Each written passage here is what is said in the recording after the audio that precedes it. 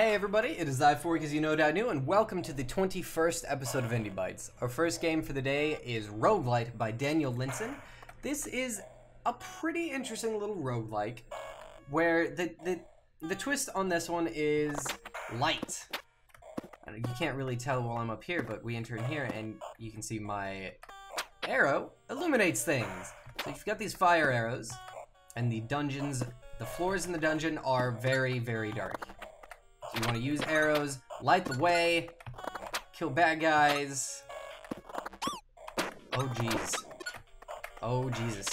We've made a mistake. And you just want to make your way. Oh, I had one more. Oh, nope, I died. You want to make your way to the end of the stage, which I did not do here, but that's fine. We'll say I did it on purpose so I can show you the upgrade screen. As you play, you basically collect as many coins as possible so you can come in here and unlock gradual upgrades. It's a little disorganized, kinda. I mean, it felt disorganized at first, but really now I kind of know that, you know, arrow stuff's down here. This is speed stuff. It's pretty simple once you kind of understand. I don't have enough money to get any upgrades because I've already bought a few, so we're just gonna smack enter and take another run at it. What's really interesting is what not having light does. Like, this floor was already generated. Or, this floor may not actually have been generated before we hopped down that hole. But, because, it's really interesting to me how playing with light like this changes the entire experience. I went all the way back here for just a coin. Later on, the later levels do get really tough because there's stronger bad guys. There's less light. Oh, get messed up. There we go. And as you can see right here, I can't. Oh, I can't see anything really. So I've got to be super careful with everything that I do. And that's. Oh Jesus, get messed up. This is really, in essence, the whole game. The levels get harder as you would expect in a roguelike. The upgrades you get sort of balance all that out and let you get farther each time. Oh wait, there's some arrows over here. And you really need to pay attention to what's going on, because you'll get lost. But it's cool that when you run out of arrows, you're not like guaranteed going to die, because you can sort of dip and feel around a bit. It's pretty interesting. I'm definitely very impressed, and I would love to see another version of this, maybe with more upgrades, more, you know, just stuff like that. Oh, no light, got him. Get that lantern. In later levels, it pretty much becomes mandatory for you to light the lanterns, and I have no idea where the exit is. I'm gonna try to find it. Come on. Come on. Anybody. Show me the exit. Show me the exit money. Oh, what's this? Is this it? No. Oh, I can't see a damn thing. Ha! Hey! Oh, fuck. Shit. Fuck. Damn it. Okay, well, this is Roguelight by Linssen. There is, oh geez, found it. There is a link to it in the description. Be sure to check it out. It is free, and I'm going to die. Let's see if I can, hold on. Oh, I think we've been over here, and it's just death. Yep. Alright, on to the next game. Our second game of the day is Absolute Drift by Funselektor. You can play this game with a gamepad or a keyboard.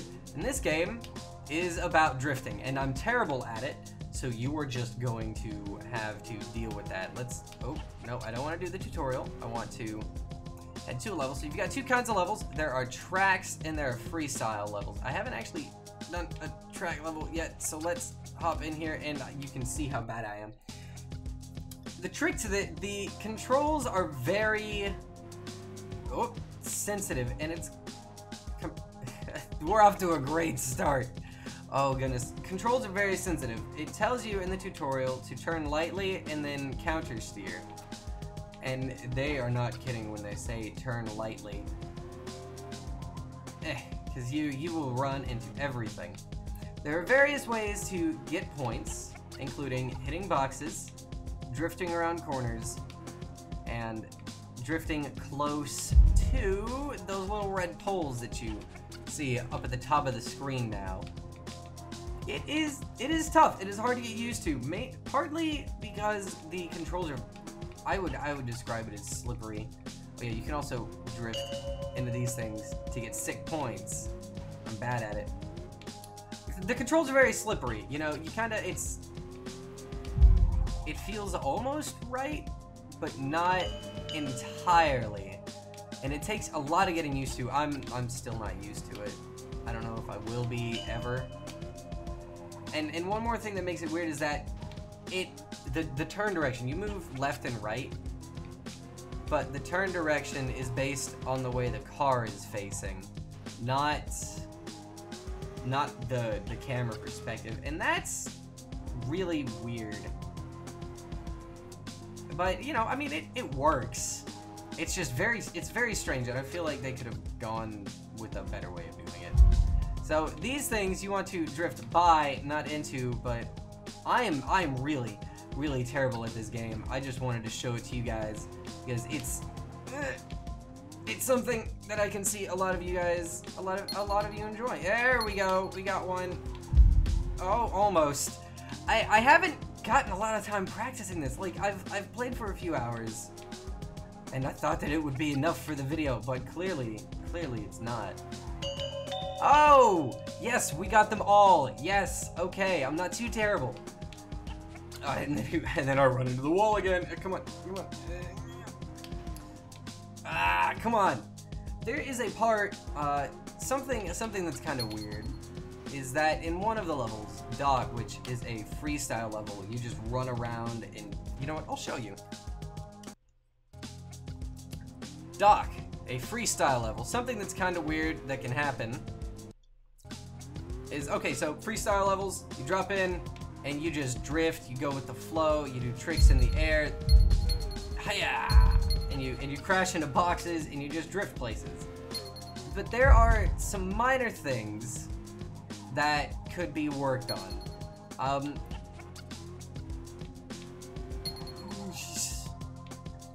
Let me show you what I mean. And this may not be a thing in other levels, but I know it's a thing here. If you can get knocked off of the, not even knocked off, you can just go straight off of this thing, like, oh, of course it's not gonna do it when I wanted to show you. Instead, it's gonna give me sweet points. If you're not careful, you can fall into the water, and then you just clip through the world. And that's kind of weird. Resetting, for whatever reason, it resets you where you are. See, like, it's just gonna keep putting me right back here. So when you reset and you're in the water, you just keep resetting and falling forever, and it kind of ruins your run. It's not something that would really cause a lot of people an issue, because most people are probably better than me at this game, but it's something to take into account. What I do like is pretty much everything else about this game. Even though I'm really bad at it, it's a lot of fun on the rare occasions where I get into a groove and I get some nice points. Like that! There we go. 9 points. That's 6. That's a 6. And it's hard to, it's very easy to lose your car when you flip over, which will happen when you are messing with ramps and boxes and stuff like that. Those are really my only issues. It's a great game. You should definitely check it out. It is a free demo. I believe this is trying to get greenlit, so you should check it out on Steam Greenlight. And please don't use me as an example, but see if you can get a better score than I did. Alright, let's head on to our last game. Alright, our third and final game for the day is Labyrinth, Venture Forth by Arclight Worlds. This is still in very, very, very early alpha, but you can ask for a demo of it, and they may give you one. Story right here, your son goes into a forbidden zone that the gods were like, hey, don't come here, and now they're pissed off and they demand a sacrifice. They're threatening to activate the volcano that your village stands on top of and burn it to the ground. So instead of that, you are going to venture into the volcano and kick its ass. You're gonna steal its heart. Look behind you, what? It told me to look behind me. Hello? This is strange. Now, this is a first-person roguelike. When you die, you're dead for good, as you probably know from the many roguelikes that I have talked about. What I really like about this one, honestly, is the combat. It's different. It's got a weird flow to it. I don't like that I don't have a crosshair, but you kind of get used to it, honestly. There's some weird design choices. For example, the enemy's health bar is at the top of my screen. I don't know why. Oh, we don't want to mess with that guy yet. Hold on. Let's run back a bit. Let's run back to the entrance. Though that's weird. The map is kind of hard to understand at first. I think I get it, but once you start getting a lot more explored, it gets really weird to look at. Secondly, the inventory system. You can't use your mouse to do anything in here. You have to use this. You have to use WASD. And there's not really a good way to actively compare things. You have to go back and forth. So if one of your weapons is all the way at the end, you have to go, okay, how is it? Okay, now is this any better? It's kind of a hassle, and there doesn't seem to be a way to drop things yet either, which, you know, not good. How is my health? My health is alright. We can probably take on the guy that was over here. Enemies patrol, and I like that. They don't just stand still. They're actually walking around. They don't just wait until you activate them, but they do jump very strangely. Oh, he's got 2 swords. Come and get me. Come on, come and get me. Yeah, death. I wish that some things gave you a bit more feedback. Like, I wish I had a crosshair. I wish this, I wish that. I wish things felt more responsive. I like the floatiness that things have, but it's a bit too much. Oh, look at all these things. It's a bit too much. We just picked up a lot of weapons, and that is a helmet. So here, every time you find one of these, you have to open up, go over to your key, select it, take it out, hold down click to open the thing up, go in, pick up your loot, open your menu up again, go up to helmet. It's not a wizard hat. It's you guys saw what it is. But that's obviously just a placeholder. Back in. Let's see, that does 10 damage. That does more damage. We're gonna take it. Something that's cool is that the weapons have trade-offs typically for like health, as you can see right here, and that is pretty nifty. Honestly, oh, whoops. You were supposed to be my... Oh, see, look at that. It does 800% damage. Its draw speed is 4 seconds, though. And it lowers my defenses and my run speed, but does an additional more damage. So we're going to take that. Switch back. Equip our sword, and there we go. Again, that was just the controls being very strange. Melee, kind of weird. Every weapon has a different attack speed. But the way it goes out of your view for so long makes it makes me unsure of whether or not I'm going to actually hit or not. These blue things here on the ground, they're air vents. They help you jump higher. There must be one underneath me too. I'm not sure if these ones, actually, I'm not sure if these are functioning with so much stuff over them, but this one here that's completely uncovered, launch me right up to there. Yeah. Okay. No. There are some items that you can get. That will sort of give you continues. There's a crystal that I got on one of my runs that basically said, use your health pool to charge the crystal, and it will give you an extra life, basically. That's pretty awesome, and it's something that you just plain old don't see in a lot of roguelikes. And I like it. I really do. That is... Hello. Okay, we're not gonna have enough time to... Look at him, he's dipping and weaving. Oh, geez. Come on, run. He's gonna get us. He's gonna get us. Ugh. Nope, not enough. Not enough time to drug it. Ah, did you throw those at me? What the hell was that? Don't throw things at people. Jeez, alright. Well, that is Labyrinth. Again, it is still in a very, very early alpha, but you should check it out.